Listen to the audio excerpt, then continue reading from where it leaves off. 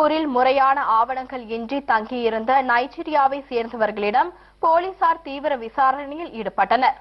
4 பெண்கள் உட்பட 24 பேரிடம் தீவிர விசாரணை நடைபெற்று வருவதாக கூறுகிறார் நமது திருப்பூர் மாவட்ட செய்தியாளர் துரைராஜ். இது குறித்து அவர் தரும் கூடுதல் தகவல்களை தற்போது கேட்கலாம்.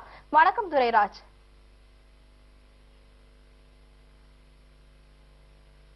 ஹலோ, வணக்கம். வணக்கம். இப்ப திருப்பூர்ல பாத்தீங்கன்னா இப்ப நைஜீரியர்கள், அதாவது வெளி நாட்டை சேர்ந்த நைஜீரியர்கள் வந்து பின்னலாடை பனியன் வர்த்தகத்துக்காக இங்க வந்து தங்கி இருக்காங்க. இதுல வந்து முறையான ஆவணங்கள், அதாவது விசா காலம் முடிஞ்ச பிறகும் வந்து இவங்க தங்கி இருந்துகிட்டு உள்ளூர் வாசிகளோட வந்து பல்வேறு முறைகேடுகள்ல ஈடுபட்டு வர்றதா வந்து பல தரப்பு மக்களிடமும் இருந்து புகார் எழுந்தது. இதை அடுத்து பாத்தீங்கன்னா எஸ்பி அமித்குமார் சிங் தலைமையிலான அவர் உத்தரவின் பேர்ல வந்து திருப்பூர் வடக்கு காவல் நிலைய இன்ஸ்பெக்டர் தங்கம் தலைமையிலான போலீசார் அடங்கிய குழு வந்து இன்னைக்கு காலையில இருந்து ராயபுரம்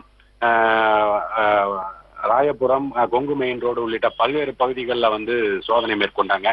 அவர்கள் தங்கியிருந்த வீட்டுல வந்து பாத்தீங்கன்னா ராயபுரம் பகுதியில ஒரு வீட்டுல வந்து தங்கியிருந்த 24 பேர் வந்து அவர்களுடைய விசாரணையில உட்படுத்தப்பட்ட போது அதுல 4 பெண்களும் அடங்குவாங்க.